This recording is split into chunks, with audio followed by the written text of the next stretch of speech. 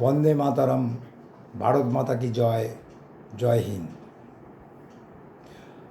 BJP সরকার 1 মাসের ওপর হলো, নতুন বিজেপি সরকার আমরা পেয়েছি। এই সরকারের বিভিন্ন জনকল্যাণমূলক কাজের সুবিধাও জনগণ পাচ্ছে। আমরা দেখেছিলাম নতুন সরকার প্রতিষ্ঠিত হওয়ার পর বিভিন্ন মোড়ে মোড়ে পুলিশ, সিভিক পুলিশকে দিয়ে টাকা তুলত, কিন্তু সেটা দেখতে পাইনি, বন্ধ ছিল। কিন্তু 1 মাস কদিন পর সেটা কিন্তু আবার চালু হয়েছে। বিভিন্ন এলাকায় বিভিন্ন সার্জেন্ট বা পুলিশের অফিসার গাছের তলায় দাঁড়িয়ে আছেন, সিভিক পুলিশদের দিয়ে তারা গাড়ি ধরাচ্ছেন। তারা গাড়ি ধরছে, ধরে তারা তাদের সার্জেন্টের কাছে নিয়ে যাচ্ছেন, ফাইন বা যা কিছু করার করছেন। কিন্তু সিভিক পুলিশের কাজ তো এইটা নয়। সিভিক পুলিশের কাজ জ্যাম জট ছাড়ানো, গাড়িগুলোকে ঠিকমতো যেদিকে ওয়ান ওয়ে সেদিকে চালিত করা। কিন্তু সিভিক পুলিশ সেই সব কাজ না করে মোড় থেকে অনেকটা দূরে গিয়ে তারা এই কাজটা করছেন। আমি বলবো, যেসব এলাকার বিধায়ক আছেন, আমাদের হাওড়া জেলাতেই যেসব এলাকার বিধায়ক আছেন, এইটার দিকে একটু নজর দিতে। এবং প্রশাসন, বিভিন্ন থানা আছে, থানার প্রশাসনকেও বলবো এগুলোর দিকে নজর দিতে। কারণ টোটো এত হারে বেড়ে গেছে, এই টোটোর জন্য রাস্তা এমন জ্যাম হচ্ছে। সিভিকরা কী করছে, টোটো না ঠিকমতো পরিচালনা করছে, তারা কি করছে, অনেকটা দূরে গিয়ে মোটর সাইকেলের দিকে নজর বেশি, তারা মোটর সাইকেল ধরছেন। সিভিকের কাজ তো এইটা নয়। সিভিকের কাজ রাস্তায় জ্যামগুলো হচ্ছে কি না বা কোথায় জ্যাম হচ্ছে সেই জ্যামগুলো দেখা, সেগুলো ঠিক করা। এটা নতুন সরকার চালু হওয়ার পর 1 মাস বন্ধ ছিল, কিন্তু এটা আবার চালু হয়েছে। তাই স্থানীয় প্রশাসনকে এই ব্যাপারে উদ্যোগী হতে হবে। সার্জেন্টের কাজ তো সার্জেন্টের কাজ, তিনি তো মাইনে নেন, আমাদের ট্যাক্সের টাকায় তিনি মাইনে পাচ্ছেন, তা তিনি কেন এগুলো করবেন না? সিভিকরা মোড়ে মোড়ে দাঁড়াবে, তারা গাড়ি জ্যাম হলে জ্যাম ছাড়াবে, তারা কেন গাড়ি ধরবে? তাহলে সে রাইট নেই।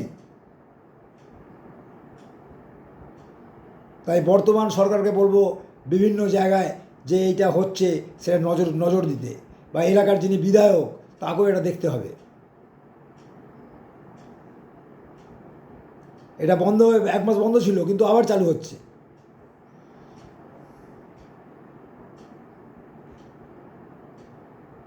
এতে তো মানুষের অসুবিধা হচ্ছে।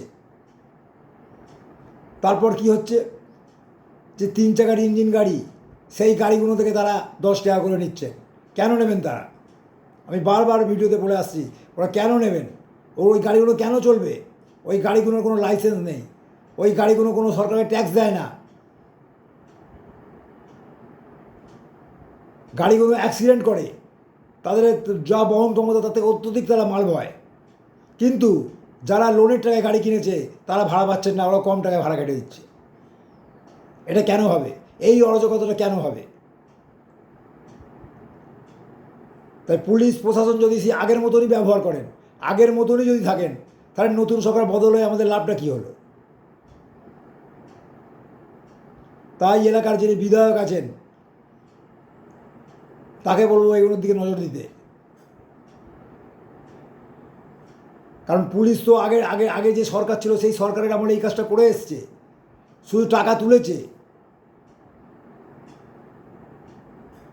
সেই রোগটা তাদের ধরে গেছে, সেই রোগটা কিছুদিন বন্ধের পর আবার চালু হয়েছে। তাই এটা যাতে না হয়, এলাকার যিনি স্থানীয় বিধায়ক আছেন বিভিন্ন এলাকায়, তারা এটা নজর রাখবেন।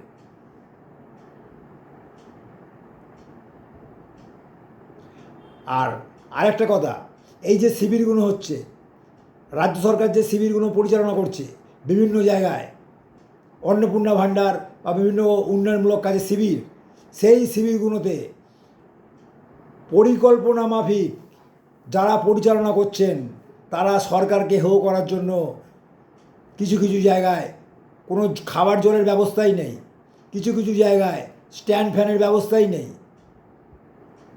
যে সমস্ত পৌরসভা পঞ্চায়েত আগের টিএমসি সরকার ছিল, তারা পরিকল্পনা করে এই ব্যবস্থাগুলো করে মানুষকে খেপিয়ে তুলছেন। তাই আমি বলবো, যে সমস্ত এলাকায় শিবিরগুলো হচ্ছে, সেই সমস্ত এলাকায় যে সমস্ত কার্যকর্তা আছেন বিজেপির, তারা এই শিবিরগুলো থেকে লক্ষ্য রাখুন। প্রয়োজনে প্রশ্ন তুলুন, কেন এইটা হচ্ছে। যারা পরিচালনা করছেন তাদের অদক্ষতার পরিচয়। এটা কেন হবে? এতে সাধারণ জনগণের অসুবিধা হচ্ছে, তারা কেউ রেগে যাচ্ছেন, বর্তমান সরকারকে উল্টোপাল্টা কথাও বলছে। কিন্তু আসল জায়গায় গলদটা ধরতে হবে।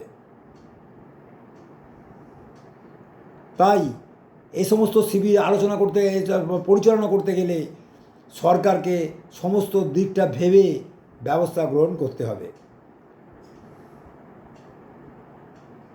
নমস্কার।